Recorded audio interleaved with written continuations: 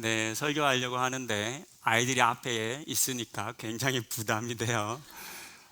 지난주에 설교를 하면서 이런 일이 있어도 조급해하지 않고 끝까지 설교할 거라고 말씀을 드렸기 때문에 한 주 만에 이 다짐이 무너질까 심히 걱정은 되지만 우리 가운데 하나님께서 주신 말씀을 좀 나누도록 하겠습니다. 지난주부터 교회는 예배 공간과 예배 순서를 조금 바꾸었습니다. 지난주에 함께 하시지 못하셨던 분들이라면 조금 낯설 수 있는데요. 본당이나 또 이런 가구들의 의미를 지난주 설교를 통해서 좀 말씀을 드렸습니다. 혹 기회가 되신다면 교회 홈페이지에 설교가 있으니까요. 한번 들어주시면 어떤 이유에서 어떤 의도로 이러한 변화를 주었는지를 아실 수 있을 겁니다. 우리는 예배를 통해서 나에게 주신 하나님의 은혜를 기억해야 하고 지금 나에게 함께 하시는 그 하나님의 또 은혜를 기념해야 하고 또 앞으로도 우리에게 허락하실 하나님의 은혜를 기대해야 합니다. 그러기 위해서 교회는 과거와 그리고 현재와 미래를 우리가 생각하고 기억하고 상상할 수 있는 그런 의미를 좀 드리고 싶어서 그와 같은 준비를 좀 하였습니다. 그래서 눈에 보이는 세례반이나 제대나 설교단과 같은 것들도 모두 우리 가운데 함께 하신 하나님을, 그 은혜를 기억하기 위한 도구입니다. 주일에 교회 오셔서 예배 드리실 때에 여러분의 예배가 습관을 따라 드려지지 않고 나에게 하나님께서 허락하신 그 은혜를 다시금 기억해내고 또 그것을 다짐하고 확인하고 또 그 힘으로 세상에 나아가 세상의 삶을 승리하고 또 이기는 우리가 되기를 소망합니다. 예배 순서의 변화에 대해서 짧게 좀 말씀드리고자 합니다. 두 가지를 바꿨어요. 두 가지가 뭔지 아시겠어요? 첫 번째는 예배 부름과 성경 낭독 및 설교 사이에 있었던 교회 소식 광고를 뒤로 뺐어요. 그리고 두 번째는 평화의 인사라고 하는 순서를 새롭게 넣었습니다. 오늘은 이 설교를 통해서 평화의 인사가 어떤 의미인지를 여러분과 좀 나누고자 합니다.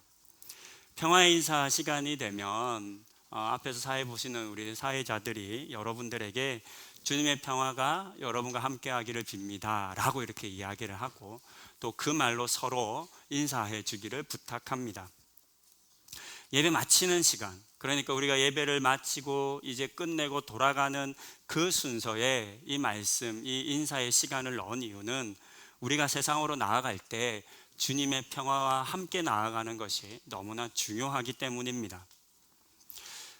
동시에 우리는 함께 예배를 드리는 것으로 말미암아 예배 공동체 또 동역자가 되었는데요.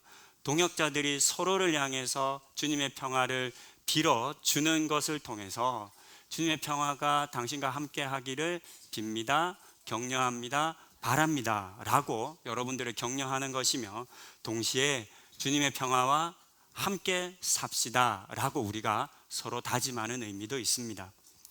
이렇게 인사하는 것에 있어서 가장 중요한 의미는 제가 볼 때 저는 우리가 서로를 향해 빌 때 이 평화가 세상이 주는 평화가 아니라 세상에 있는 평화가 아니라 주님이 우리에게 주신 평화를 우리가 빌어주고 기원한다는 겁니다.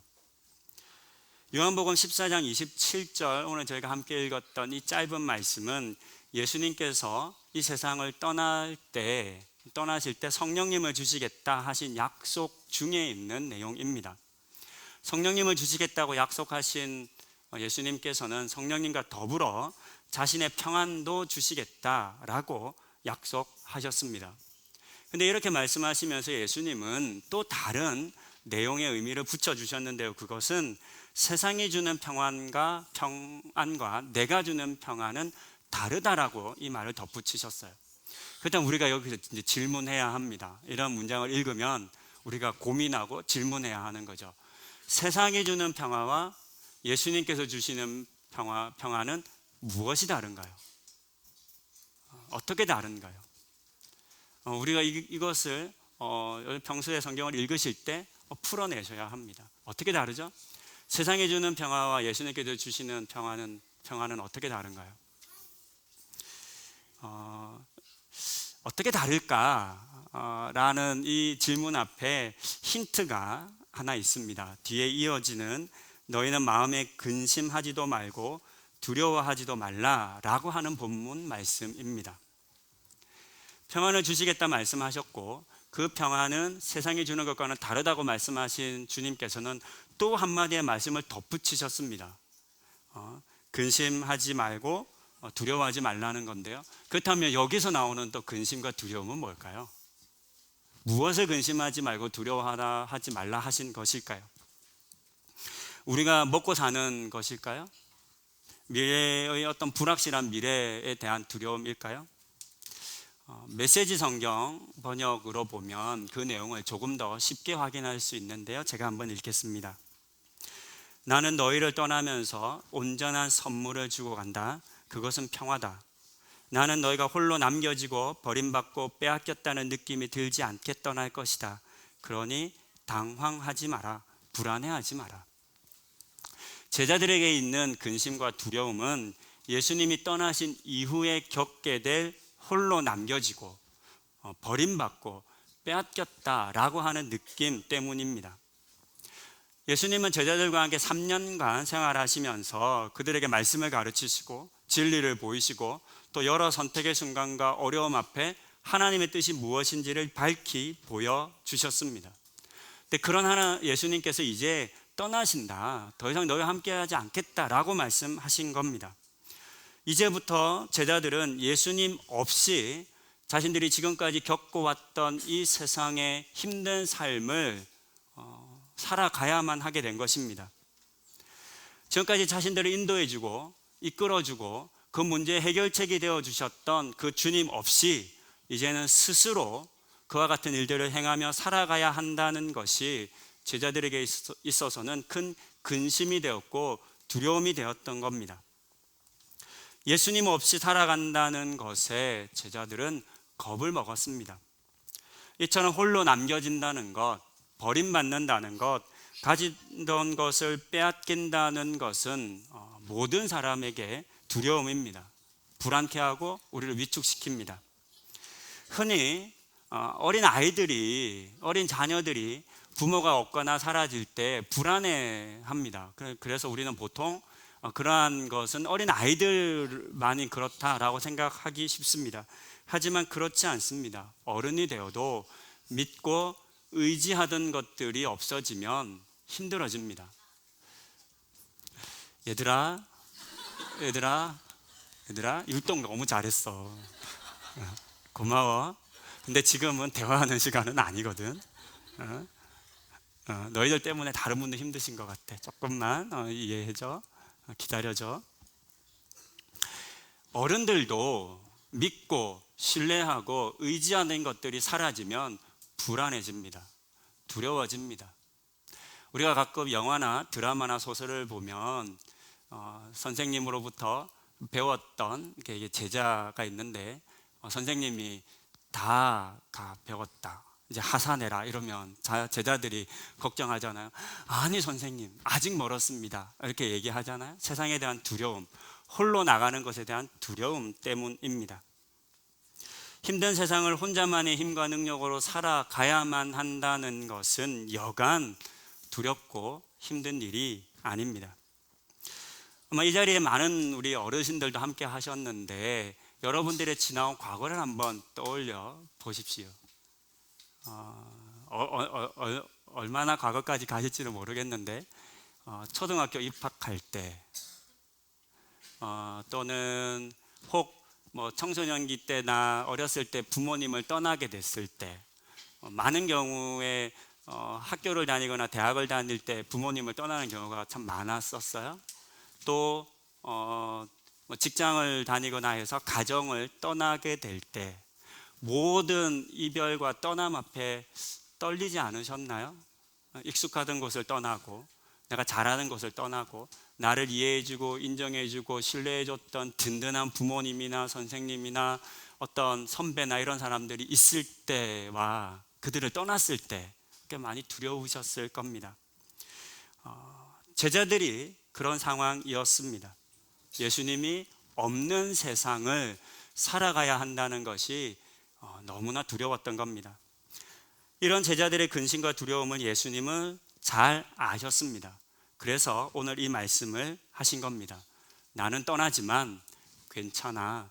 내가 너희들에게 내가 주는 평안을 주고 갈 거니까 괜찮아 라고 하신 겁니다. 예수님이 주시는 이 평안이 세상에 주는 평안과 다른 특징은 예수님이 육신으로 함께 하지 않으셔도 영원히 언제나 어디서나 우리와 함께 하시는 평안이라는 겁니다. 인간의 몸을 입고 이 땅에 오신 예수님께서는 그 몸으로는 영원히 우리와 함께 사실 수 없으십니다. 동시에 모든 사람과 함께 하실 수도 없습니다. 몸은, 우리 육체는 한계가 있기 때문입니다.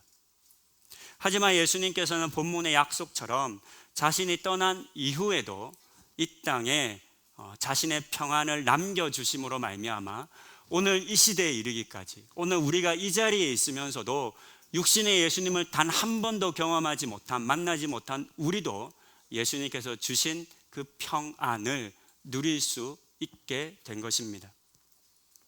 예수님께서는 요한복음 16장 7절에서 이렇게 말씀하셨습니다. 내가 너희에게 실상을 말하노니 내가 떠나가는 것이 너희에게 유익이라.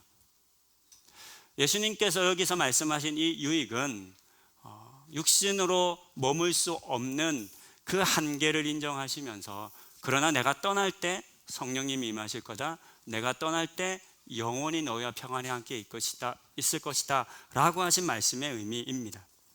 예수님께서 떠나신 것은 결코 우리를 버리신 것이 아닙니다. 예수님께서는 요한복음 14장 18절에서 내가 너희를 고아와 같이 버려두지 아니하실 것이라 약속하셨습니다. 떠나셨지만, 그래서 육신으로는 우리와 함께 하지 않으시지만 오히려 언제나 우리와 어디서든 함께 있으십니다. 이것이 세상이 주는 평안과는 다른 점입니다. 세상이 주는 평안은 그것이 있을 때에만 누려집니다. 예를 들어 물질이나 돈이 주는 평안은 그것이 사라지면 동시에 사라집니다. 누가복음 15장에 보면 아버지의 재산 중에 자신 몫의 유산을 다 받아서 집을 나간 둘째 아들의 이야기가 있습니다. 보통 탕자 비유라고 이야기합니다.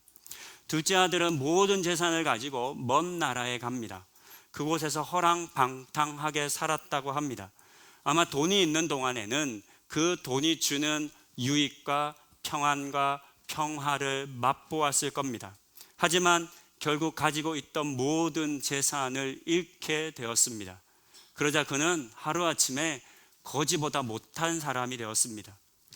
돼지를 치는 사람이 되었는데 돼지가 먹는 열매 음식인 쥐엄 열매를 좀 먹고 그것으로라도 허기를 채우고자, 배부르고자 했지만 돼지 주인이 그것조차도 주지 않았습니다.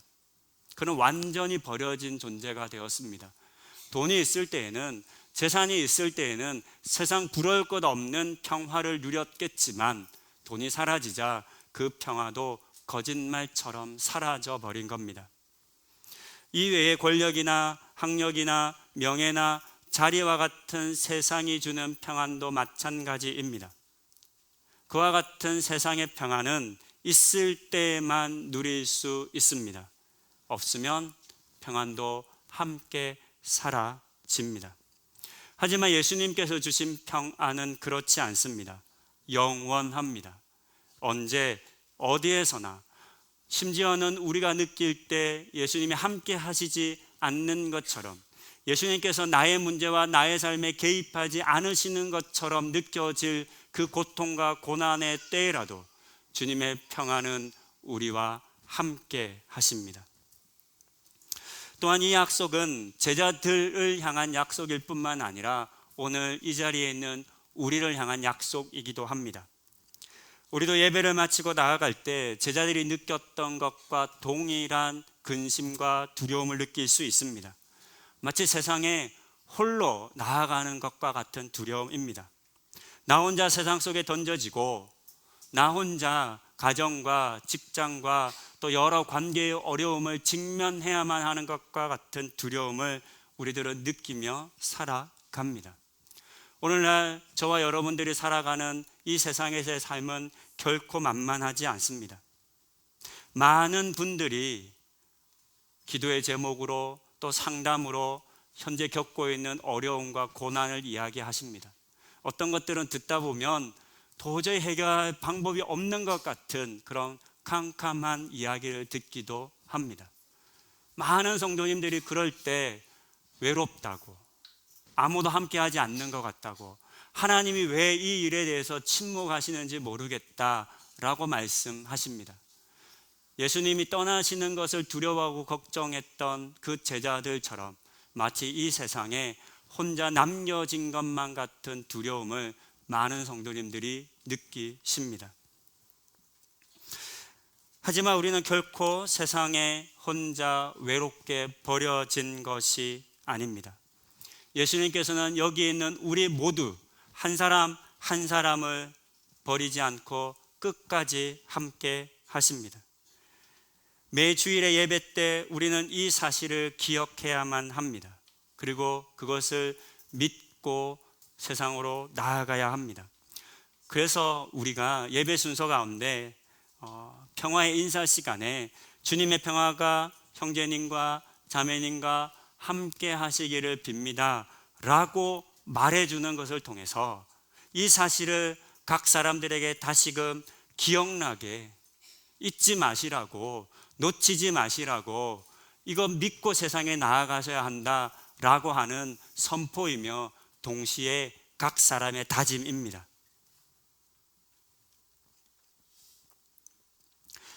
지난주 설교에서 예배를 마치고 나아갈 때 교회가 새롭게 공간을 배치하면서 십자가 모양의 통로를 만들었다고 말씀드렸고, 이 나아가는 길이 십자가의 길이라고 말씀드렸습니다. 그러면서 세상에 나아갈 때 우리는 그냥 가는 것이 아니라 이 십자가의 길을 지나며 예수님과 함께 나아가는 것이라 말씀드렸습니다. 여러분들은 결코 이 세상에 혼자 가지 않으십니다. 이 사실을 기억하셔야 합니다. 또 우리는 너무 쉽게 이 사실을 망각하기 때문에 세상 앞에 나아갈 때 두려움 때문에, 걱정 때문에 예배 중에 잠시 잊었지만 또 예배를 마치고 나아갈 때 또 내일의 걱정, 직장과 가정과 관계 속에서 여러 일들 속에서 육체의 고통 속에서 또 예배 나가는 순간부터 그 세상의 고통이 밀려오는 겁니다. 그런 우리에게, 그런 서로에게 우리는 예수님의 말씀을 들려주어야 합니다. 내 목소리로 여러분 주변에 있는 여러분의 가족들과 함께 예배드리는 우리 교회의 동역자들에게 주님의 평화가 형제님과 자매님과 함께 있습니다. 이 사실을 기억하시고 믿고 또 한 주간 세상에 나가서 주님과 함께 세상에서 승리하십시오 라고 우리는 선포하며 격려하며 다짐하는 겁니다. 오늘은 온가족 예배로 드리고 있습니다. 여기서 말하는 온가족은 이 시간 함께 예배드리는 우리 모두를 의미합니다. 우리는 예수님을 믿는 믿음으로 말미암아 예배 공동체가 되었고 같은 시간 같은 장소에서 예배 드리는 동역자들이 되었습니다. 그렇게 한 가족이 된 겁니다. 가족은 서로 사랑하고 칭찬하고 격려하며 또 힘들고 어려운 일이 있을 때는 그 어려움을 같이 끌어안는 공동체입니다. 세상에 어느 누구도 가족인 서로 반목하며 미워하며 질시하며 비난하며 비판해야 한다고 말하지 않습니다. 가족 공동체는 사랑의 공동체입니다. 가족 공동체는 하나님께서 우리에게 허락하신 마치 천국의 모형과 같은 공동체입니다. 그리고 이 교회도, 우리의 예배 공동체도 그와 같은 가족 공동체입니다. 그러기에 우리는 우리들 중에 지친 사람, 낙심한 사람, 절망한 사람, 두려운 사람들에게 칭찬과 격려를 들려 주어야 합니다. 오늘 설교 후에 또 평화의 인사 시간이 있을 겁니다. 오늘 평화의 인사 시간에는 평소와는 지난주밖에 안 했지만 평소와는 다르게 격하게 인사를 하기를 권면드립니다. 그냥 말만 하지 마시고 주변에 안아주실 수 있는 분들이 있다면 안아주시고 손을 잡아주시고 선포해 주시고 또 우리 사회하실 강원식 목사가 잘 하겠지만 오늘만큼은 이 평화 인사 시간에 일어서서 서로 좀 3명 이상 안고 선포하는 그런 시간을 가지기를 원합니다. 그리고 우리가 안타깝게도 이 자리에 함께하지 못한 우리의 가족들이 있습니다. 여러 이유로 함께하지 못한 이들이 있습니다. 우리 청년들 중에는 군대 가서 온 지체들도 있고요. 또 해외에 나와 있는 지체들도 있고요. 또 더 안타까운 것은 육신의 질병으로 인해서 우리 함께하지 못하는 우리의 가족들이 있습니다. 특별히 이 시간 우리가 한 가정을 기억하고 싶습니다. 엄태현 집사님과 그 가정입니다. 2년 전 폐암 4기로 발견되었고 작년 8월에 엉덩이뼈 전이가 있었는데 실제로는 그때 소뇌로의 전이가 있었다고 최근에 들었습니다. 지난주 담당 의사의 말에 따르면 엄태원 집사님은 자가 호흡을 관장하는 뇌 영역 지점까지 대부분의 뇌 전이가 이루어졌다라고 합니다. 2개월 미만의 시간을 말하고 있습니다. 일산병원의 호스피스 병동도 최장 2개월밖에 있을 수 없기 때문에 이제 얼마 지나지 않으면 나와야 하는 상황입니다. 아내이신 이현주 집사님은 지금도 기적이 일어나기를 바라고 기도하시고 있습니다. 또 교회가 이와 같은 엄 집사님의 상황을 성도님에게 알려드리고 자세하게 알려드리고 또 기도 받기를 원하셨습니다. 저는 아내인 이현주 집사님께서 지금도 기적이 일어나기를 바라는 이 기도는 너무나 당연한 기도라고 생각합니다. 왜냐하면 가족은 포기할 수 없기 때문입니다. 의사는 또 제3자는 그렇게 말할 수 있겠죠. 이제는 정리하셔야 합니다. 이제는 잘 보내드려야 합니다 라고 말할 수 있겠지만 가족은 다르지 않습니까? 끝까지 하나님께서 하나님의 그 구원의 능력을 행하여 주실 하나님께 간구하고 메어 달리는 겁니다. 그런 점에서 오늘 우리도 함께 그 마음으로 기도했으면 좋겠습니다. 그리고 또 더불어 동시에 그리 아니하실지라도 엄태원 집사님과 그 가정이 이 상황을 잘 받아들이실 수 있도록 또 견딜 힘을 주실 수 있도록 이 시간 우리가 함께 좀 기도하실 때 다른 어떤 가정보다 이 가정에 하나님께서 본문에서 약속하신 그 평안이 충만히 임하여 주시기를, 그래서 근심과 두려움을 이겨내시기를 우리가 함께 기도하면 좋겠습니다. 이 시간 함께 기도하는 것으로 설교를 마무리하도록 하겠습니다. 함께 기도하시겠습니다. 하나님, 엄태현 집사님 가정과 엄태현 집사님을 위해 기도합니다. 우리의 가족 엄태현 집사님께서 많이 아픈 중에 있습니다. 하나님, 인간적으로는 의술적으로는 더 이상 할 수 있는 일이 없습니다. 이제는 죽음을 준비해야 한다고 말합니다. 하나님, 그러나 우리는 기도합니다. 하나님 여전히 하실 수 있습니다. 하나님 여전히 우리는 포기하지 못하겠습니다. 왜냐하면 우리는 사랑하는 가족이기 때문입니다. 남은 다 포기해도 우리는 포기할 수 없는 가족이기 때문입니다. 할 수 있는 모든 일들을 할 것이며 하나님 우리의 능력 안에 있는 모든 것을 하고 싶고 우리의 능력 밖에 있는 이 일이기 때문에 하나님께 간구하고 기도합니다. 하나님께서 치유하여 주시옵소서. 하나님께서 기적을 허락하여 주시옵소서. 하나님, 엄 집사님이 그 모든 세포들이 기적처럼 낫는 일이 지금도 일어날 수 있음을 우리는 믿고 고백하오니 주님 그 일을 일하여 주시옵소서. 하나님, 그러나 그리하지 않으실지라도 주님이 엄 집사님과 그 가정의 모든 이들을 사랑하여 주심을 또한 우리는 믿고 신뢰합니다. 하나님, 이 시간 병중에 병상에 누워있을 우리 엄 집사님 가운데 찾아가셔서 그 가족들 가운데 찾아가셔서 하나님 그들을 위로하여 주시고 격려하여 주시고 하나님만이 주실 수 있는, 세상은 절대로 줄 수 없는 그 평안을 허락하여 주시옵소서.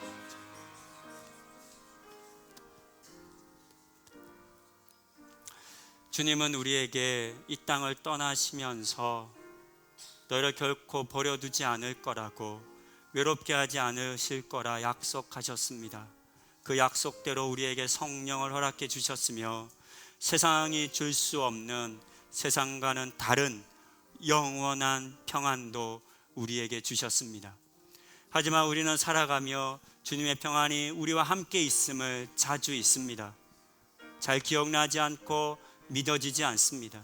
세상을 살아가며 겪는 여러 많은 어려움들 앞에, 근심 앞에 마치 홀로 남겨진 것처럼 두려워하고 낙심하고 절망합니다. 하나님, 이런 우리에게 주님의 그 약속을 다시금 말씀하여 주시옵소서.